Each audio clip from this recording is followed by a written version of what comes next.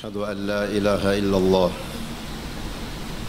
وحده لا شريك له وأشهد أن محمدًا عبده ورسوله. اللهم أحينا على لا إله إلا الله وتوفنا على لا إله إلا الله. لا إله إلا أنت سبحانك إنا كنا من الظالمين. السلام عليكم ورحمة الله وبركاته.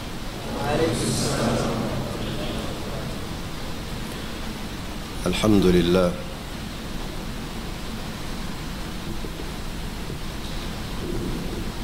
Hoje, inshallah, vamos falar sobre a necessidade de o muçulmano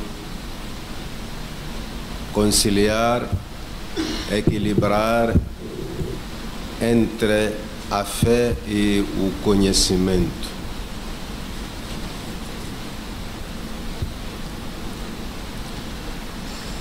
Allah subhanahu wa ta'ala, Ele nos diz que preparou altas posições, altos degraus aqui no dunya, assim como no akhirah, para aquelas pessoas que fazem o esforço de viver aqui no dunya com fé e conhecimento. Allah subhanahu wa ta'ala diz: Yarfa'illahu alladhina amanu minkum walladhina utul ilma darajat. Allah subhanahu wa ta'ala elevará aqui no dunya, assim como no akhirah, aqueles que creem e aqueles que têm conhecimento. Para dizer que o muçulmano não pode viver simplesmente baseado na fé sem conhecimento, porque uma fé sem conhecimento vai resultar naquilo que nós chamamos de fanatismo. E quando a pessoa tem conhecimento sem fé, muitas vezes resulta naquilo que chamamos de ateísmo. Ou seja, o muçulmano tem que viver com fé e conhecimento para que o conhecimento ilumine o caminho por onde vai passar com a sua fé.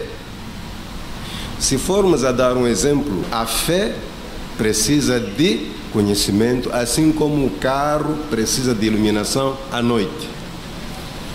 Este exemplo, a noite representa o quê? Na vida real, a noite representa aquelas situações em que, com fé, você fica parado, precisa de conhecimento.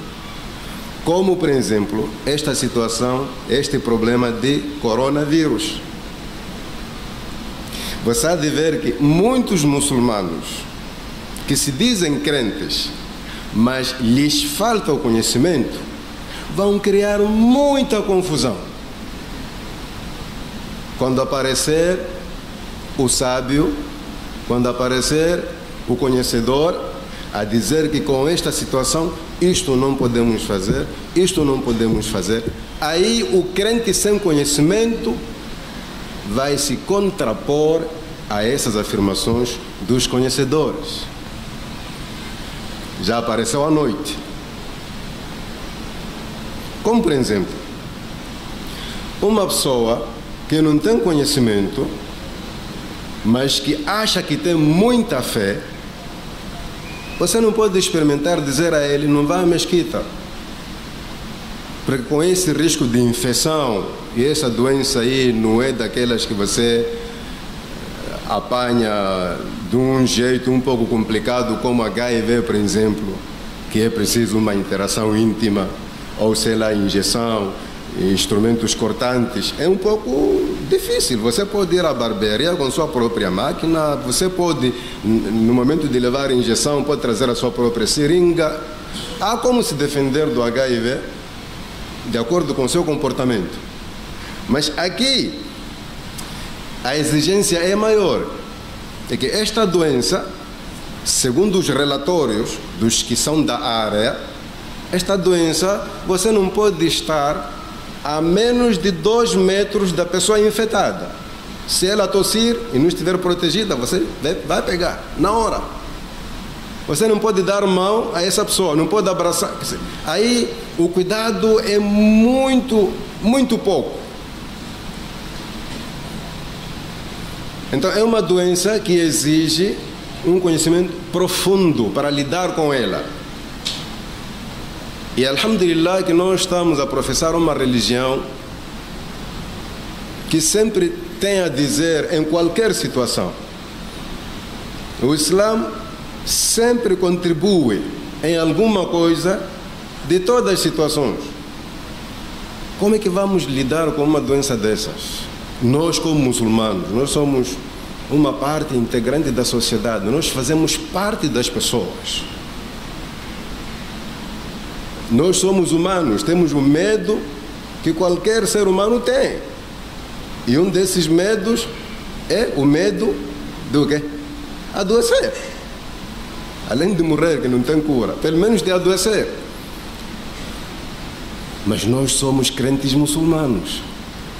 A fé sozinha aí não trabalha. Já é noite. Precisamos de iluminação, que é o conhecimento. E conhecimento não é uma coisa que aparece à toa. Procura-se, gasta tempo. Conhecimento exige investimento, sacrifício. Não é uma coisa que 3 meses já é sábio. Não. Conhecimento gasta tempo. Exige experiência, interação com outras pessoas, com outras culturas. Aprofundar a matéria, especializar-se naquela matéria. É quando os que sabem vão nos dizer que se esta doença começar a se alastrar aqui no nosso país, ao ponto de as televisões começarem a reportar situações graves, do tipo Maputo, 50 casos, Cabo Delgado, 80 casos, Nampula, 120, a situação já não está bem. Já está a sair fora do controle. Nessa situação, os sábios muçulmanos devem dizer alguma coisa para acompanhar o que está a acontecer. E a saber que nesta religião não se diz nada sem prova. O que você vai dizer não deve contrariar o Alcorão, não deve contrariar as palavras do profeta Muhammad sallallahu alaihi wa sallam, e ao mesmo tempo devem beneficiar as pessoas. As palavras que você vai dizer não devem ir contra o Alcorão, contra a Sunna, e não podem prejudicar as pessoas que neste caso precisam de ser acompanhadas. Aí surge a necessidade do conhecimento. Eu estava apenas a introduzir. O que eu queria dizer é: não fiquem surpresos e não criem revoltas contra os vossos ânimos, porque agora estamos em plena noite e precisamos de iluminação. E a iluminação, se você vai usar este telefone, saiba que a iluminação deste telefone depende da carga que você tem aí. Ele não vai acender só porque é telefone. Tem que ver a carga que você tem aí. E a carga, neste caso, é o nível de conhecimento que você tem, para entender o que vai se dizer aqui.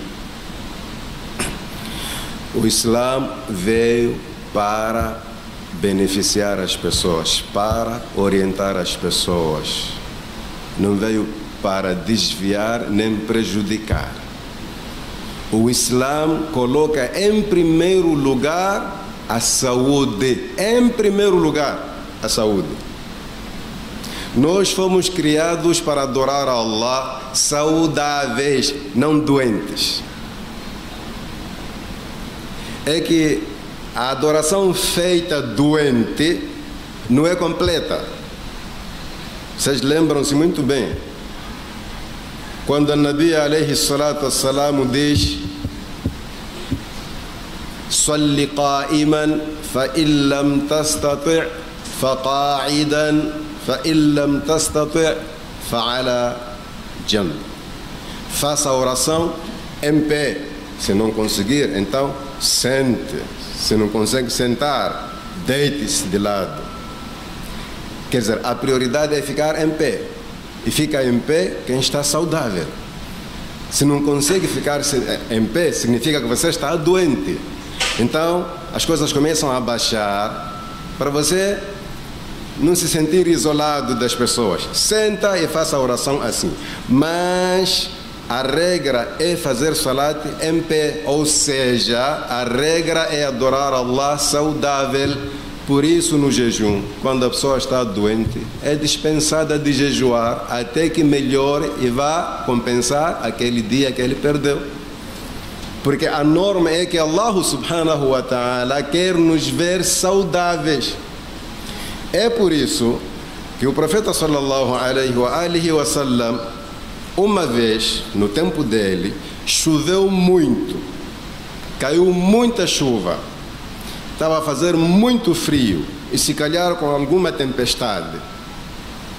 Aí ele ordenou o muadhin: faça o adhan e diga às pessoas para fazer um salat onde estão, não venham à mesquita. Fez o adhan. Quando chegou aquela parte de Hayya ala salah, Hayya ala falah, ele tinha que dizer: Sallu fi rihalikum, Sallu fi buyutikum, faça um salat. O adhan é só para dizer que chegou o tempo de salat, não é para vir, devido à situação. Mas o que é que impedia? Eram poucas pessoas naquele tempo que viviam longe da mesquita. A maior parte dos muçulmanos estava a uns 2, 3 quilômetros, 500 metros, 1000 metros da mesquita. Por que o profeta Muhammad alayhi salatu wassalam proibiu as pessoas de vir à mesquita? Só para cuidar da saúde delas. Primeiro a chuva molha, e muitos quando ficam molhados ficam gripados, apanham febres, não é isso? E depois o chão ficou escorregadio, cheio de lama, você pode cair e contrair ferimentos. O profeta diz: não adoeçam por causa de salat. Cada um faz o salat onde está. Agora, vamos lá fazer uma pequena comparação. Chuva, o prejuízo que uma chuva pode criar na saúde da pessoa. Esse prejuízo comparado com o prejuízo desse bicho que está aí a vir. Qual é o maior? Você pode fazer o salat molhado perto do outro, não é problema. Mas esse bicho que, se você aproximar o outro, tossir, ele fica doente. Aí os álamos vão usar este acontecimento como referência para dizer às pessoas que, se esta doença começar a se alastrar aqui, não há salatul jamá, cada um faz salat em casa. E você que pensa que é crente, mas falta-lhe o conhecimento, aí você vai ficar chateado. Mas como? Esses álamos não têm imã, não temem Allah, como é que impedem pessoas de ir à mesquita? Esse é o problema de um carro sem iluminação durante a noite. O motorista para e começa a olhar para cada lado, pergunta ao seu ajudante: mas como é? Você não me disse que a bateria não estava bem? Mas não seria você a consultar tudo isso antes de sair de lá, a saber que a viagem será noturna? Então, eu vim aqui hoje, irmãos, para aproveitar a vossa presença e façam chegar essas palavras aos outros muçulmanos. Vão se tomar medidas que vocês vão pensar que são contra o Islã, quando na verdade é o próprio Islã que ordena isso. Primeiro vai ser o Ministério da Saúde, que não tem nada a ver com religião, porque ele vai sentir o peso da responsabilidade de acumular pessoas doentes no hospital, quando na verdade não há remédio para aquelas pessoas. Aí vai dizer, proibido ajuntamento. E o maior ajuntamento parece que acontece na mesquita, porque nós temos 5 ajuntamentos por dia aqui na mesquita, além de uma palestra como esta, além das aulas. Aí, aqueles irmãos que carecem de conhecimento vão começar a insultar a nós, a dizer tudo o que podem.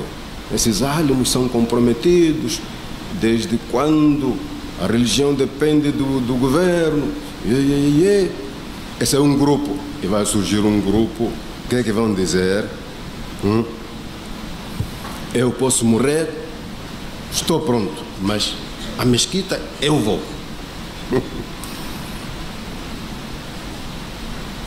E vão usar versículos do Alcorão mal entendidos, porque o Alcorão tem isso. Quando você entende mal, ele vai consigo. Ele não nega ser recitado. Você entende mal, vai assim com sua ignorância. Afinal, por que Allah subhanahu wa ta'ala nos avisou? وَلَنَبْلُوَنَّكُمْ بِشَيْءٍ مِنَ الْخَوْفِ وَالْجُوعِ وَنَقْصٍ مِنَ الْأَمْوَالِ وَالْأَنْفُسِ وَالثَّمَرَاتِ وَبَشِّرِ الصَّابِرِينَ. É para fugirmos, é para termos paciência. Tudo bem. Sabe qual é o problema? O problema é que este Alcorão que você acabou de recitar foi recebido por uma pessoa, e essa pessoa entendia mais do que você, e é essa mesma que nos disse para nos precavermos. Você não pode pegar uma passagem do Alcorão, fazer lutar com uma passagem do Hadith. O Hadith veio esclarecer o Alcorão. Não pode fazer isso. Foi o profeta Muhammad sallallahu alaihi wasallam que disse, quando aparecer uma epidemia, que neste caso já não é epidemia segundo as nomenclaturas, agora é pandemia. Epidemia é quando é regional, agora é pandemia quando já é mundial. É endemia quando é essas coisas você sabe melhor. Ele disse, quando aparece uma doença numa região, os que não estão lá, não entrem lá. Os que estão lá, não saiam de lá. Medida de prevenção, precaução. O próprio profeta Muhammad ﷺ é que disse isso. É claro que o profeta não podia dizer tudo em detalhes. Ele diz uma coisa e você chega a uma conclusão a partir daquilo que ele disse, porque ele mesmo falou, o Tito Jawami al-Kalim. Allah me deu uma maneira de falar, que falando de uma vez, você chega a muitas conclusões. Uma frase chega para muitos fins. Então, se o profeta sallallahu alaihi wasallam, na passagem anterior, proibiu os muçulmanos de irem à mesquita para não escorregar, para não cair, para não molhar, o que é que ele faria se estivesse vivo com esta situação do coronavírus? Ia dizer, ninguém vem à mesquita, porque não temos como fazer um salat onde um orador fica a 2 metros do outro. Isso já não é saf. Porque o profeta ﷺ, antes de começar com a oração, depois do iqama, o que é que dizia? Estau, wa'atadilu, watarasu. Fiquem assim, apertados, colados. E essa doença não quer pessoas coladas. Aí o profeta diria o quê? No As-Salatul Jama'ah, até que esta doença passe. Diria isso. Nós temos toda a certeza que ele faria isso. Aí já estou a provocar outro problema. Mas qual é a certeza que você teria? Profeta! Oh, essa certeza eu busco das palavras dele. Há coisas que o profeta Muhammad ﷺ não fez, mas nós sabemos como é que ele faria se estivesse. Por exemplo, o profeta usou relógio, utilizou relógio. No tempo do profeta havia relógio. E se ele viesse agora? E nós, como gostamos de oferecer coisas boas a pessoas grandes, íamos arranjar um bom relógio para o profeta sallallahu alaihi wasallam. Em que mão ele usaria? Esta ou esta? Na sua opinião. Está a ver, alguns irmãos usaram aqui, outros aqui. O profeta ia usar que lado? Direita, quem lhe disse, se ele não está aqui?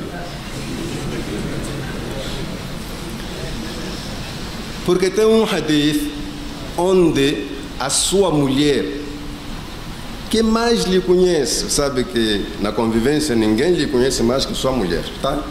Depois de sua mãe, sua mulher lhe conhece, até porque a mãe não lhe conhece, a mulher lhe conhece muito bem.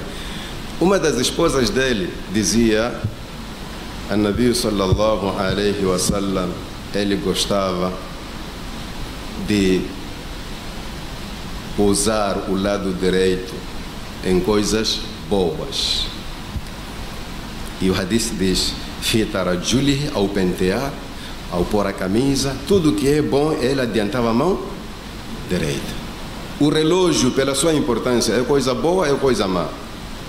Então temos toda a certeza que ele ia usar um lado, não há dúvida, mas nós não vimos a ele, nem ele chegou até nós.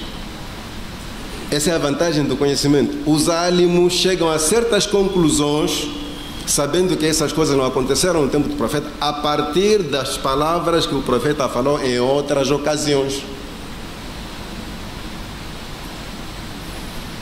Mas a sua fé sem conhecimento, aí vai se sentir atacada. Os comentários vão começar aí fora, antes de chegar em casa, sabe? Eu não entendo, na verdade nós estamos no fim do mundo mesmo. A gente não pode dizer, mas que está por quê? Qadar Allahu ma sha'a fa'ala, isso está predestinado. Se está destinado, você há de morrer, se não está... Aí você já está a entrar numa outra área que não é nossa, a área de predestinação. Quando Allah subhanahu wa ta'ala predestinou as coisas, colocou em níveis. Existe predestinação que não tem como você mudar. E existe uma predestinação que tem como você atenuar. Não confunda as coisas. Tempo de frio é para fazer frio.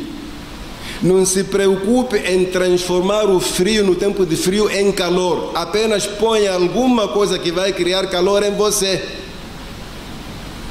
Deixa aquilo como está. Trate-se você. E a doença de aparecer não é para impedir as doenças de aparecer. Você faça alguma coisa para não ficar doente. É na base dessa distinção que até os próprios companheiros do profeta Muhammad alayhi salatu wassalam, alguns às vezes se contrapunham ao profeta Muhammad alayhi salatu wassalam. Vou contar aqui duas ocasiões. E eu comecei a falar da necessidade de equilibrar a fé com o conhecimento.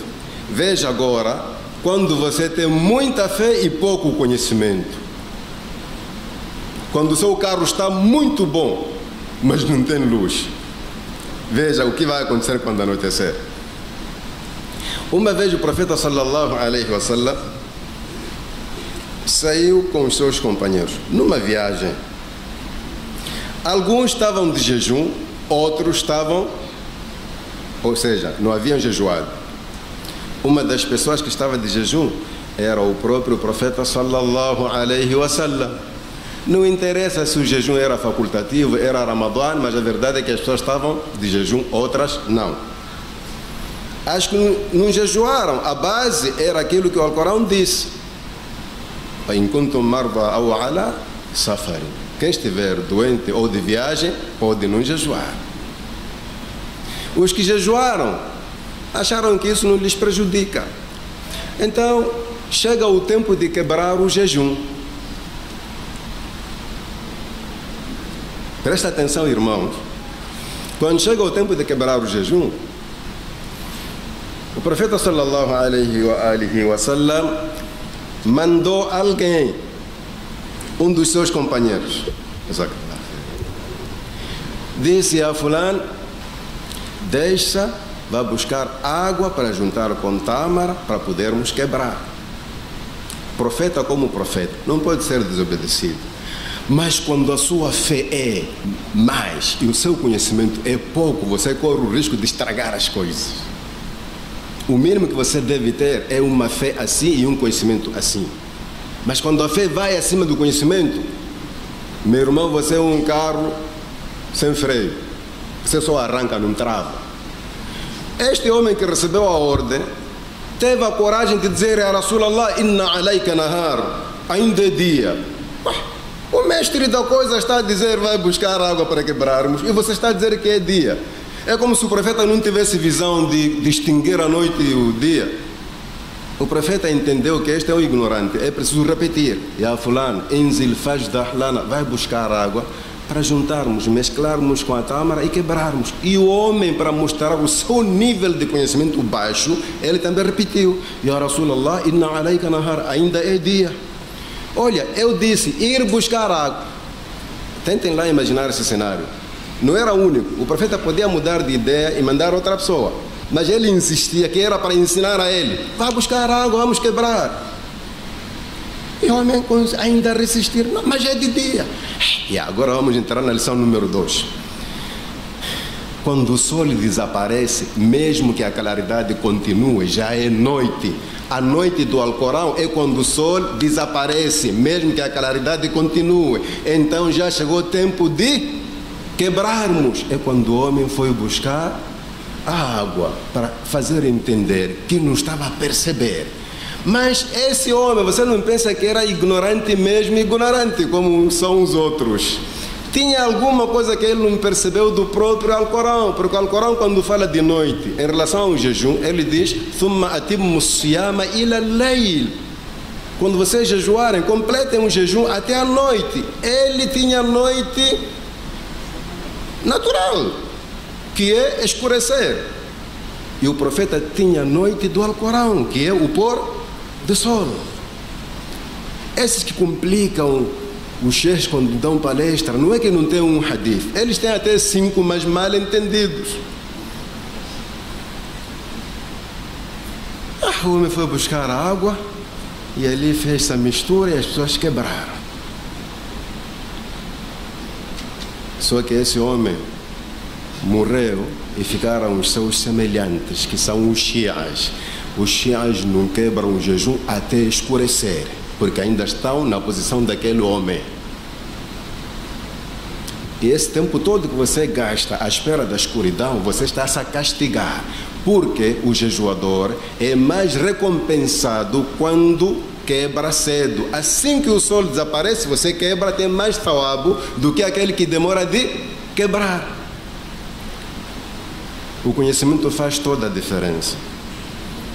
Mas são pessoas com imã, eles queriam cumprir o Islã puro. Não, ainda é dia, não vamos... Está vendo? Aquilo que eu disse, essa emoção provocada pela fé sem conhecimento vai dar resultado em o quê? Fanatismo. Os fanáticos são assim.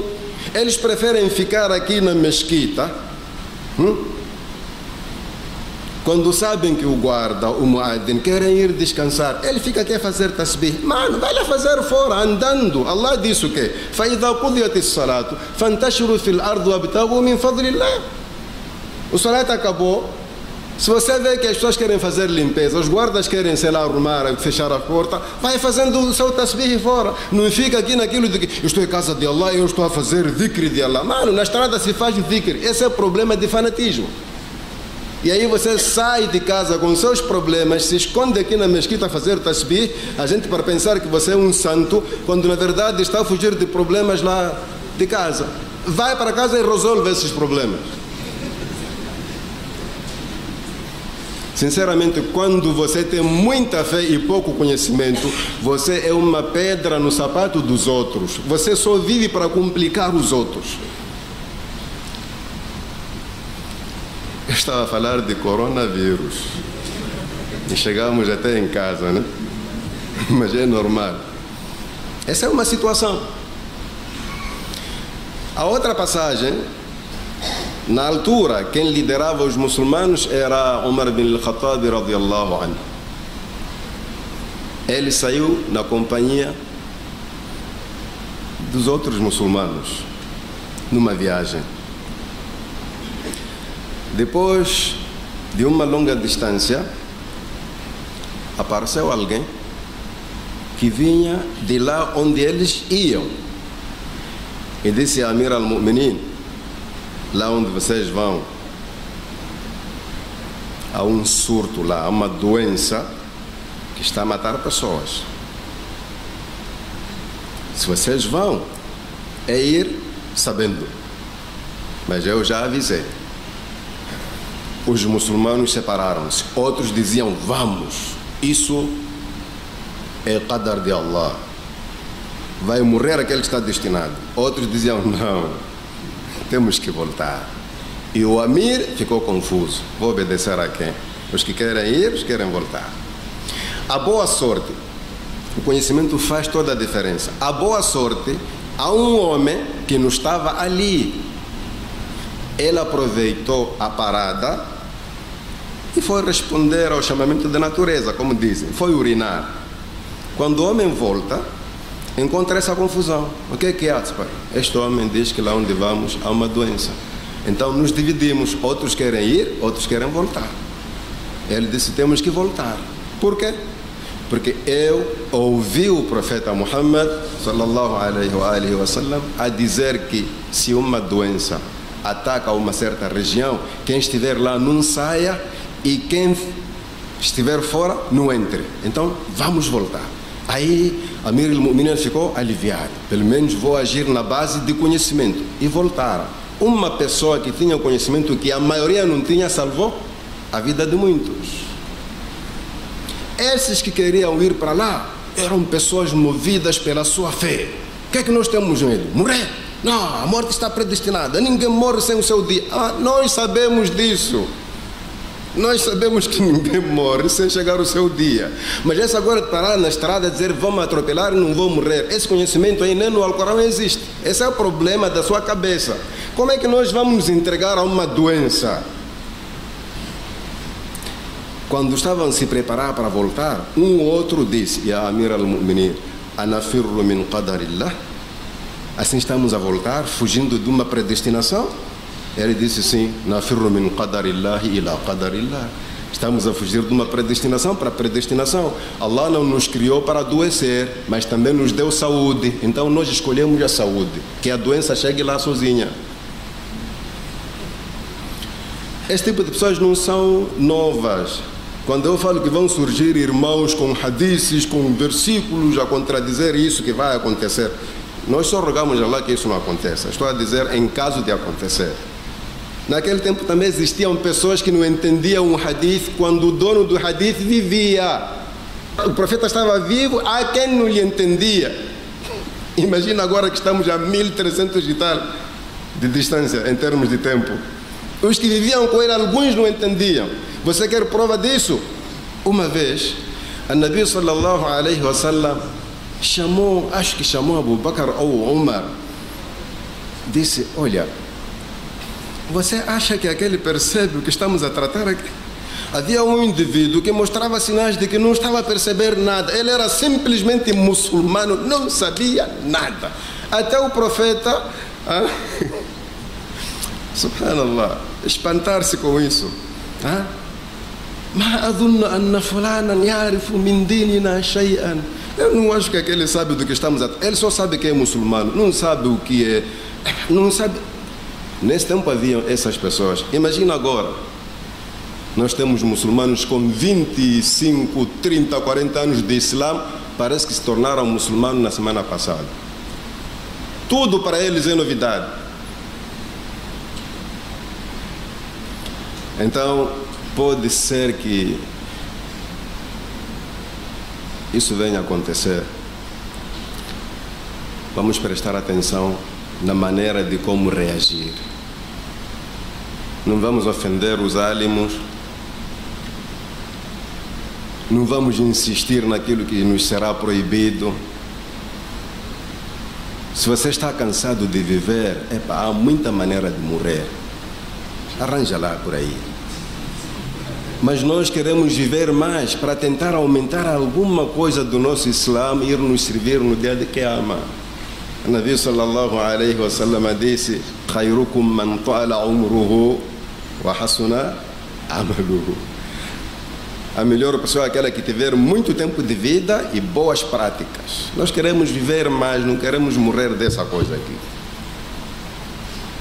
Ainda bem que a Nabi alayhi salatu wassalam já nos deixou medidas de precaução, já nos deixou conhecimento suficiente para não adoecer constantemente. Você não pode fazer confusão entre os hadiths. Quando um hadith diz que uma doença faz limpeza no mu'min, não quer dizer que você tem que estar todo momento doente. Este hadith que diz que quando o muçulmano adoece, a doença limpa o corpo, sei lá, os seus pecados, não é você ir buscar a doença, é quando a doença vem até você. A sua obrigação é cuidar da sua saúde. A Nabi alayhi salatu wassalam começou a partir da maneira de como você se alimenta. A sua própria alimentação é base da sua saúde. A Nabi alayhi salatu wassalam diz que esses intestinos aí servem de abrigo para as doenças. Muita doença que nós sofremos é a partir da alimentação, do jeito que você come. A Nabi alayhi salatu wassalam diz, ao comer, tem que comer, deixar espaço para a água e deixar espaço para ar, se quer saúde. Agora, não preciso falar, vocês já entenderam muito bem que é difícil encontrar um muçulmano que obedece isso. O muçulmano que nós conhecemos hoje é aquele que os 3/4 servem para a comida, nem para beber tem espaço e o ar é a maneira. Aí você está a criar problemas de saúde. O muçulmano come pouco, come quando está com fome. E esse hadith é um desafio, sinceramente. Eu me lembro uma vez, falei disso na mesquita, depois da palestra veio alguém. Sheikh, eu tenho uma dúvida. Dúvida, sim. Agora, se a pessoa tem força de comer, comer. Quando a pessoa tem força de comer, tem que comer na base da sua força, mas não vá atrás daquele hadith. Não pode ir além do hadith. Você pode comer muito, também deixa espaço grande para a água e um espaço suficiente para ar. Esse hadith não veio para pessoas fracas no comer, veio para todos os muçulmanos, cada um como é. Ok, já entendi. O homem ficou aliviado. Pensou que eu disse comer pouco só, sem olhar as situações. Primeira medida de precaução para não adoecer, saber comer. O muçulmano não come só porque existe comida. A comida pode existir. Se você não está com fome, não coma. Deixa os que estão com fome. Por isso nós entendemos muito mal aquele hadith onde a Nabi alayhi salatu wassalam diz: "Idha uqimat as-salah wa wudi'at al-'asha fabda'u bil-'asha". Nós cumprimos muito mal esse hadith. Se o muadzin fizer iqama e você, a comida já foi servida ali, comece por comer, depois vai fazer o salat. Nós entendemos muito mal esse hadith. Como assim? Este hadith é para pessoas que estão muito famintas, pessoa com muita fome, saiu do trabalho, não metabichou, não almoçou e precisa de comer mesmo. Este hadith é para ele. Não é você que metabichou, almoçou, comeu na rua e depois serve uma pequena coisa aí, depois senta ali e deixa. Não, depois de comer é de... Não é para você. Por quê? Porque no tempo do profeta Muhammad alayhi salatu wassalam, o jantar, que é mencionado aí no hadith, as pessoas comiam um pouco. Os sahabas comiam um pouco à noite, porque à noite o corpo não consegue fazer o seu trabalho em termos de elaborar, processar a comida, não trabalha muito. Você quer comer muito, é matabicho. Um pouco almoço. Então, aí você matabichou, almoçou. Por mais que a sua esposa sirva a comida, e você sabe que eu não estou com fome, vai para o salat. Aquele hadith é para quem está com muita fome. Porque se você contrariar a interpretação, então o outro hadith que acabamos de mencionar agora não tem validade. Nós precisamos entender bem as coisas, para que a nossa fé também vá com isso. Essas duas coisas para o muçulmano são básicas. Equilibrar. A sua fé tem que ir de acordo com o seu conhecimento. Quando a sua fé é pouca e você estuda mais, você há de ver que a fé vai subir. porque o conhecimento resulta em fé. Allah subhanahu wa ta'ala, quando diz innama yakhsha Allah min ibadihi al-ulama, os que bem temem a Allah são os sábios, não é qualquer sábio, é aquele sábio que tem fé, e aí a fé vai seguindo o seu conhecimento. Tentar fazer esse esforço. Agora, não sei qual é a situação daqueles irmãos que nem madraça querem. Como é que a fé deles vai andar? Eu não sei. A fé não anda sem conhecimento, meu irmão. Se você tem fé e não aumenta o seu conhecimento, você está a ficar atrás. Porque nesta religião, agora quem está a falar sou eu e vocês chamam a mim de Sheikh. Não é isso, né? Não é? É outro nome? Ustaz. Outro nome? Maulana. Mas todos nós somos Maulanas, somos Muallim, olhando para a situação onde estivermos. Você há de se encontrar numa situação em que todos vão olhar você como Sheikh. Lá na campanha, no tempo de campanha, lá no mato. E vocês, como gostam de pôr Jubou e Kofió, as pessoas pensam, o Sheikh da cidade de Nampula é esse aí. Lá no mato. E elas vão confiar em você, vão começar a lançar perguntas. E aí você vai tirar a sua realidade, que eu não sou Sheikh nada. E vai sentir vergonha de dizer que não sei. Sheikh sai de onde? Eu sou de Nampula. Nampula, mashallah, tem muitos sheikhs, um deles é esse aí. Então nós temos uma dúvida, que queríamos preparar uma refeição, mas não temos alguém para degolar a galinha. Como é que vamos fazer mesmo? Traz aqui, eu vou degolar. Em vez de ensinar a eles que cada um pode degolar, só diz Bismillah, Allahu Akbar. Você vai fazer o pior. Você vai degolar com um dua que não se ouve e vai desaparecer dali. Eles continuam ignorantes. Uma maneira de lhes dizer indiretamente que eu não sei nada. Se eu soubesse, ensinava. Isso vai acontecer. Mano, quando você está aqui na cidade onde está cheio de cheikhs, aproveita um deles para buscar um pouco de conhecimento. Um dia você vai se sentir encurralado numa situação em que você mesmo vai dizer que é passado. Eu andava com um cheikh aí, só que já faleceu. Mas se já faleceu, o que é que tem a ver um cheikh falecido com você agora? Porque não tem como explicar às pessoas. Então, fazer esforço para equilibrar o conhecimento com a fé, que é para quando aparecerem situações escuras, como a questão dessas doenças, você sabe se enquadrar. É que se você não equilibra o seu conhecimento com a sua fé, você corre o risco de desmentir a verdade a ser falada. Então, voltando para o coronavírus, Allah subhanahu wa ta'ala sempre testou os seus servos. E a boa coisa é que, pela sua misericórdia, Allah subhanahu wa ta'ala não alonga o tempo de testes. O tempo de testes é curto, por mais que o teste seja forte. Isto é uma coisa que já abrangiu certos países e não há dúvidas que não vão faltar alguns que não vão ser abrangidos. E nós rogamos a Allah subhanahu wa ta'ala que isso não chegue aqui. E entenda uma coisa, com a vinda desse tipo de testes, Allah tem um objetivo. Allah subhanahu wa ta'ala diz: قَدْ جَعَلَ اللَّهُ لِكُلِّ شَيْءٍ قَدْرًا. Tudo está determinado em tempo, em quantidade, em tudo. Allah sabe por que trouxe esse bicho. Seja ele provocado por humanos, seja ele naturalmente de Allah. Porque esse tipo de testes nós devemos saber enquadrar. Há vezes que esses problemas são provocados pelos seres humanos e Allah usa isso como meio de castigo. Há vezes que o problema vem diretamente de Allah, o ser humano não põe mão lá. Por exemplo, quando o profeta sallallahu alaihi wasallam, ele diz: quando anoitece, cubram, tapem todos os utensílios ou lugares onde vocês põem a comida e a água, porque durante o ano existe uma noite em que as doenças descem do céu, doenças enviadas por Allah. Isso aí é prevenção.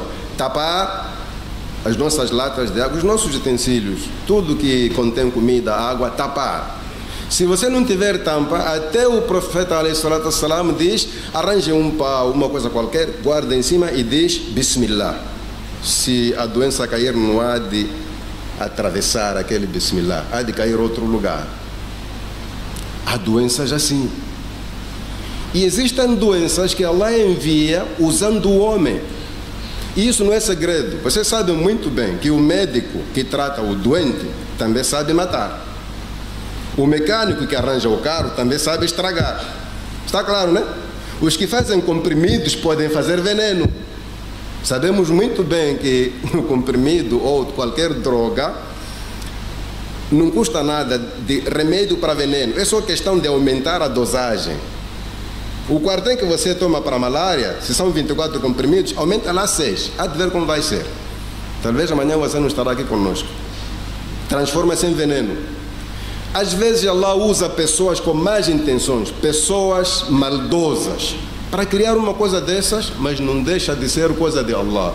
Allah subhanahu wa ta'ala diz no Alcorão: وَإِذَا أَرَدْنَا أَن نُهْلِكَ قَرْيَةً أَمَرْنَا مُتْرَ فِيهَا فَفَسَقُوا فِيهَا فَحَقَّ عَلَيْهَا الْقَوْلُ فَدَمَّرْنَاهَا تَدْمِيرًا. Às vezes, quando queremos destruir uma cidade, nós usamos as pessoas com muita capacidade, com muito conhecimento, com muito dinheiro, cometem corrupções aí, estragam tudo e eu trago a destruição. Mas tudo sai de Allah. E quando sabemos que tudo sai de Allah, a nossa obrigação é aquilo que o profeta dizia: Allahumma inni a'udhu bika minka. Oh Allah, eu peço refúgio em ti, contra ti. Não tem como você fugir de Allah para outro lugar. La manja wa la malja minka illa ilayka. Não tem como fugir de Allah para um outro lugar. Não há abrigo ou refúgio, senão fugindo de Allah para Allah. Nesta situação nós saímos do pânico. Esta doença saiu onde? Mas quem provocou? Isso já não nos interessa. O que nos interessa é que a doença já existe e que existe alguém que tem o poder de eliminar essa doença, que é Allah. Aí surge a necessidade de nós pedirmos com toda sinceridade e fé a Allah subhanahu wa ta'ala para nos proteger desta doença. É nossa obrigação. E eu dizia, numa das palestras anteriores, que a questão de fazer dua, nós temos um pequeno extravio na maneira de entender as coisas. No momento de fazer dua, nós não podemos pensar simplesmente nos nossos líderes religiosos, nos nossos chefes, tipo, chefe fulano, chefe fulano. Não, faça você. É possível que seja você mesmo, para pedir, puxar uma coisa, seja você mesmo cujo dua será aceite. Allah subhanahu wa ta'ala tem awliya, tem pessoas que Ele ama, pessoas que Ele privilegiou, mas são pessoas, se calhar, sem conhecimento, sem muito conhecimento, são pessoas não populares, são daquelas que nós chamamos de Zé Ninguém. Ele está aqui, ninguém sabe que ele está aqui, mas é a pessoa mais amada por Allah subhanahu wa ta'ala. Então, é nossa obrigação. Faça você o dua sentado, concentrado, naquele momento em que você acha que agora estou bem ligado com Allah, faça esse dua. É possível que o meu, o dele e o do outro não seja aceite e seja aceite o seu. Não pode subestimar a si mesmo. Allah subhanahu wa ta'ala, Ele jurou não decepcionar as pessoas que Ele ama. E nós não sabemos quem já atingiu esse nível. Não conhecemos quem já atingiu esse nível. Temos de fazer o dua com muito fervor, com muita rigorosidade. Pedir a Allah para que essa coisa não chegue aqui, para que se chegar aqui vai ser triste. Veja, países com muita capacidade para lidar com essas situações estão embaixo, caíram.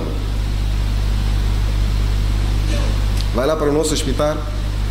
Agora, encontrar pessoas com malária, com febre tifoide, outras nem têm cama, estão espalhadas ali embaixo. Vai ter espaço para quarentena ali?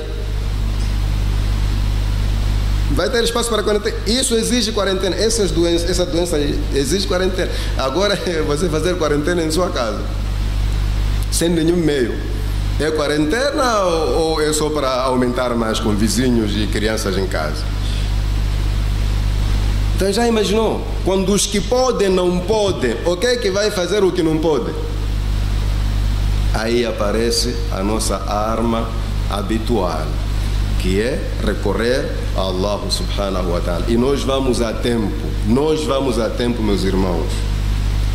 A doença já está na África do Sul. Se calhar aqui já tem, mas ainda não se descobriu. Vamos a tempo, porque nós já encontramos passagens do Alcorão cuja interpretação nos diz que existem certos castigos que Allah trouxe e devolveu antes de atingir as pessoas. A história de Nabi Yunus, alayhi salatu wassalam. Aquele dia que Allah chama de Yawm al-Dhulla, em que veio uma nuvem de fogo até cobrir toda a cidade, pronta a cair sobre as pessoas. Mas as pessoas juntaram-se, pediram perdão a Allah, arrependeram-se e a nuvem desapareceu. Então, com o nosso empenho no dua e pedir perdão a Allah subhanahu wa ta'ala, nós podemos viver aqui um milagre, porque será milagre. Do jeito que os países estão a ser atingidos e esta doença desaparecer ou descobrir-se a vacina sem que chegue aqui, nós estaremos no milagre. Não há dúvida. Talvez alguns nem estão a entender o que está a acontecer só porque estão a ouvir. A Nabi alayhi salatu wassalam disse: ouvir não é ver. Nós ouvimos, podemos pensar que é brincadeira. Os que estão a viver essa situação não estão bem. Já imaginou, mano? Nós estamos acostumados a sair de casa, andar de qualquer maneira. Agora você tem medo de sair de casa porque não sabe com quem vai cruzar. E nós estamos acostumados como muçulmanos a abraçar o outro, dar a mão ao outro. Quando você dá ao outro muçulmano a mão, os pecados caem, essas coisas todas. Ainda não estamos preparados para lutar com essa doença. Acredite, não estamos preparados. Sentar a 3, 4 metros do outro. Agora quero apanhar um táxi, ao abrir a porta, o taxista tem que voltar, desinfetar ali, você também. É castigo. Quer dizer, viver tudo com corona. Vai dormir, pensa em corona. Acorda, pensa em corona. Quero comer, pensa em corona. A nossa mente vai se ocupar com isso só. Então, se aparecerem essas medidas de precaução, chegar o tempo de você usar aquela máscara, não seja ignorante, não seja rebelde. Use. É necessário. Caso isso aconteça, se não acontecer, alhamdulillah. Se acontecer e nós recebermos aquelas instruções dos nossos álamos, agora é para fazer salat em casa, faça salat em casa com seus filhos. O Madina devia aqui fazer adhan, faça em casa. Não venha com aquela fé sem iluminação. Não, vamos lá fazer salat. Eu posso morrer, mas eu, mesquita. Não é agora. Isso há de passar, depois vamos continuar. Mas, em suma, parece que as nossas organizações islâmicas aqui em Moçambique daqui a pouco vão orientar para se fazer kunut durante os salates. E o kunut será para os 5 salates, não é só al-fajr. Parece que isso vai acontecer. Mas mesmo que isso aconteça, a nossa obrigação é fazer muito dua. Allah subhanahu wa ta'ala gosta muito de ver as pessoas a fazerem dua. Talvez esta seja outra oportunidade para nos aproximarmos a Allah subhanahu wa ta'ala. Assim como um pai, por exemplo, quando vê que o filho é muito rebelde, puxa a orelha, faz aquilo e ele volta. O puxão de orelha de Allah costuma ser assim. Anda lá uma doença, lugar X, cria lá um acidente assim para as pessoas prestarem atenção. Allahum yabdarra'un. Talvez se tornem humildes e voltem para Allah subhanahu wa ta'ala. Em suma, o tema era sobre equilibrar o conhecimento com a fé. Não deixe a sua fé ir a mais do seu conhecimento. É muito perigoso. Muito perigoso. Faça o esforço para que, na medida em que a sua fé cresce, o seu conhecimento também acompanhe. E é necessário entender, meus irmãos, que essa coisa de conhecimento não é especialidade dos sheikhs. Conhecimento é especialidade do muçulmano. O muçulmano deve ser sábio. Aí na sua sabedoria, Quando chegar o momento de liderança é que vamos tentar avaliar fulano e fulano, quem deve ser o imam, quem deve ser o fulano. Mas não pode faltar o conhecimento no muçulmano. Não pode, porque temos em mão o livro do conhecimento. É assim no Al-Qur'an al-Hakim. Temos em mão o livro do conhecimento. Nós somos um povo do conhecimento. Até quando o profeta sallallahu alaihi wa sallam fala do seu povo, ele menciona o conhecimento. Qul hadhihi sabili ad'u ila Allahi ala basiratin ana wa man ittaba'ani. Esta religião é de conhecimento. Eu e os meus seguidores. O profeta e os seus seguidores. Mas será que nós vamos a tempo? Se você perguntar, Hassan e Hussein, quem era mais velho? Vai surgir um muçulmano dizer, eram gêmeos. Por causa do nome Hassan e Hussein. Não sabe que havia diferença de 1 ano. Porque você perdeu o interesse em procurar coisas da sua própria religião. Mas você procura assuntos que não lhe dizem respeito, meu irmão. Você conhece, subhanallah, com todos os detalhes de Bill, o dono da Microsoft. Ele tem tanto nos bancos, ele fez. Mas olha a relação entre você e Bill Gates, computador. E Muhammad, sallallahu alaihi wasallam, assim, profeta, né? Sim. Fez o quê? Não, queríamos saber pelo menos 5 membros da sua família. 5 só. Seu tio Abu Lahab, porque foi mencionado naquela sura. Logo começa com o kafir. Não é verdade? O que é que sabemos da nossa própria religião? Pouquíssimo. Muito pouco. Não vamos para longe. Alcorão.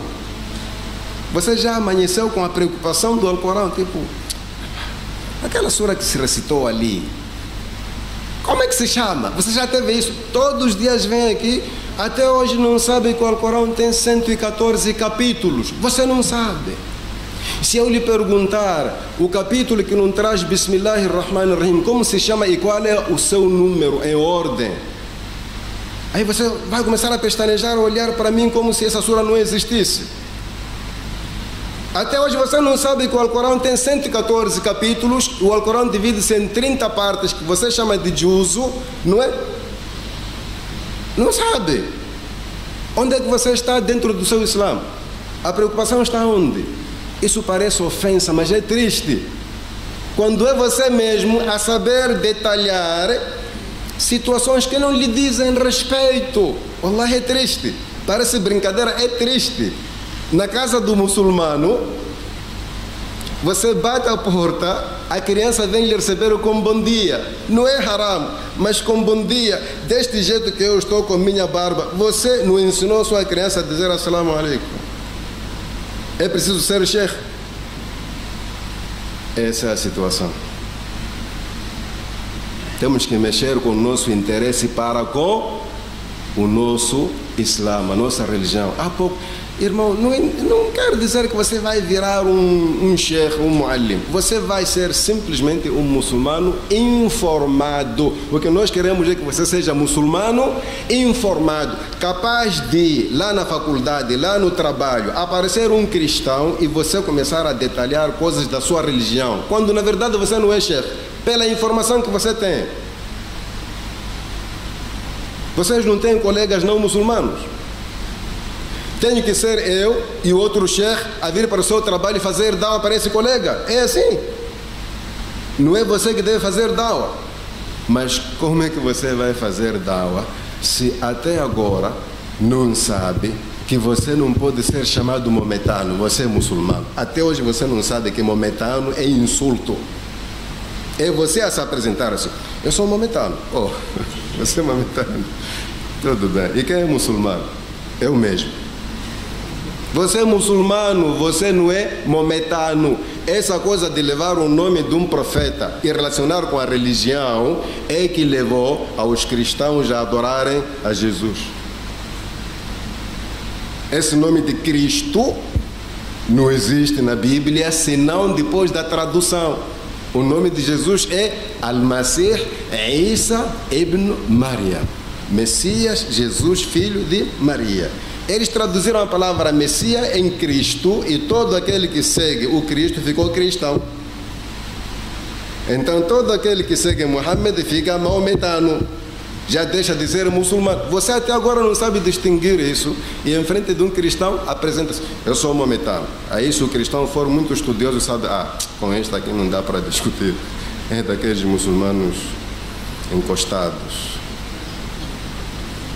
Irmãos, eu não vou alongar mais, acho que já falei demais, já falei muito, mas a minha intenção é só tentar despertar o interesse. Nós somos muçulmanos, devemos nos interessar com a nossa religião.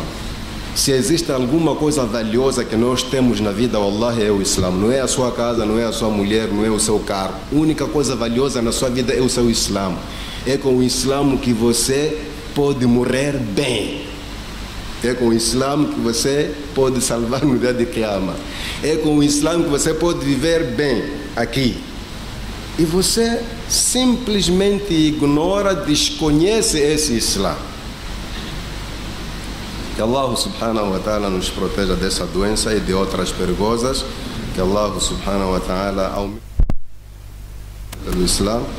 اللهم ربنا تقبل منا إنك أنت السميع العليم وتب علينا إنك أنت التواب الرحيم وصلى الله وسلم على نبينا محمد الحمد لله رب العالمين. وعد الله المؤمنين والمؤمنات جنات تجري من تحتها الأنهار خالدين فيها ومساكن طيبة في جنات عدن ورضوان من الله